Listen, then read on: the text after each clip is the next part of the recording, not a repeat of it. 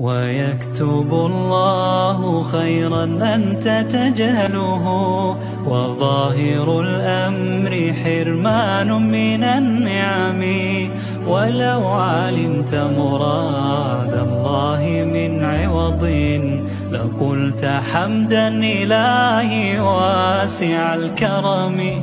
فسلم الأمر للرحمن وارض به، هو البصير بحال العبد. ويكتب الله خيرا أنت تجهله، وظاهر الأمر حرمان من النعم. ولو علمت مراد الله من عوض، لقلت حمدا إلهي واسع الكرم.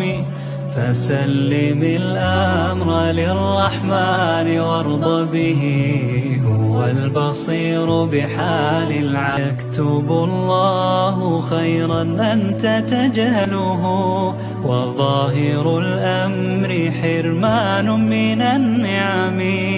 ولو علمت مراد الله